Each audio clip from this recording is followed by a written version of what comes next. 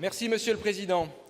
Permettez-moi d'abord d'apporter, au nom du groupe CRCE, notre soutien plein et entier aux cheminots, aux étudiants et à tous ceux qui défilent cet après-midi pour défendre l'idée qu'ils se font du service public, patrimoine de ceux qui n'en ont pas. Ma question s'adresse conjointement au ministre de la Transition écologique et solidaire et de l'Agriculture et de l'Alimentation. Monsieur le ministre d'État, j'imagine votre désarroi en constatant le faible intérêt du Président de la République pour l'agriculture et l'écologie. Curieusement, lors de ses interventions récentes, il a essentiellement évoqué le sujet pour discréditer l'idée d'un nouveau mode de production alternatif et collectif, qui germe entre autres sur les terres préservées de Notre-Dame-des-Landes. Nous ne pouvons plus nous permettre de mépriser les tentatives de ceux qui osent un changement radical. La renégociation de la PAC 2021-2027 est une occasion pour le gouvernement de prendre ce virage. Le calendrier s'accélère. Lundi, à l'occasion du Conseil des ministres européens de l'agriculture, la plateforme pour une autre PAC et ses partenaires d'outre-Rhin ont remis leurs propositions communes aux ministres français et allemands de l'agriculture et de l'environnement. Dans 6 semaines, les grandes lignes de la PAC qui engageront l'Union européenne jusqu'en 2027 seront fixées.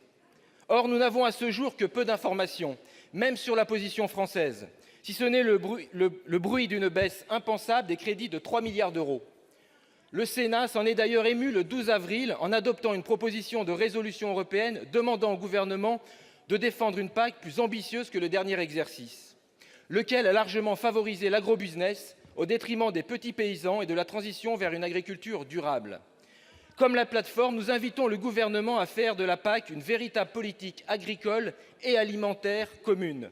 C'est l'opportunité de réinsuffler des perspectives pour le secteur agricole français, tout en répondant aux fortes attentes de nos concitoyens, que ce soit en matière d'alimentation, d'environnement, de santé ou de lutte contre le changement climatique. Alors, Monsieur le ministre d'État, merci d'avance de rassurer la représentation nationale quant à la triple ambition européenne, agricole et écologique de la France. Merci.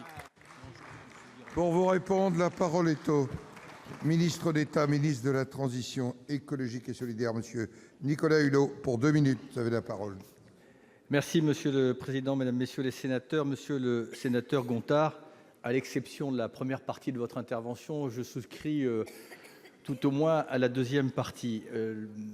Je fais le vœu que ce levier fantastique qu'est le budget de la politique agricole commune permette une mutation en profondeur de notre modèle agricole et, pour faire schématique, que l'on passe d'une agriculture intensive en pesticides et à faible taux d'emploi à une agriculture intensive en emploi et à faible taux de pesticides. La politique agricole commune, oui, c'est une des plus anciennes politiques européennes. Elle est nécessaire, mais vous l'avez dit, elle doit être adaptée aux enjeux et au contexte du XXIe siècle. Et en ce moment même, Stéphane Travert, justement, est en train de construire cette perspective à l'Assemblée nationale. Le premier objectif, je pense que on peut tous se retrouver là-dessus, c'est de retrouver et de construire une souveraineté alimentaire en France, notamment avec un plan de fabrication, de production de protéines végétales digne de ce nom, pour ne plus être dépendant d'importations qui se font souvent, vous le savez bien, au détriment de la forêt amazonienne. Donc je pense que la prochaine PAC doit nous permettre de nous émanciper de ces importations massives de protéines. On n'est pas fermé, évidemment, au commerce international, bien au contraire, mais on ne peut pas sacrifier nos exigences sociales et environnementales. Il faut donc que la PAC contribue à reconstruire cette fameuse indépendance alimentaire. Le deuxième axe de modernisation, c'est la transformation de l'agriculture vers des modèles qui soient centrés, comme le demandent les consommateurs, sur la qualité, sur la réduction des pesticides et sur la protection de l'environnement. Ces services-là, ils doivent être rémunérés, ils doivent diversifier économiquement les revenus des agriculteurs. Et donc cette PAC, elle ne peut plus être centrée uniquement sur les rendements, car la course au toujours plus détruit les fondements même de l'agriculture, c'est-à-dire les sols et leur biodiversité et l'eau. Et les aides doivent être dorénavant centrées sur ce nouveau modèle, protecteur pour la planète, pour les consommateurs et plus rémunérateur pour les agriculteurs. Je vous remercie.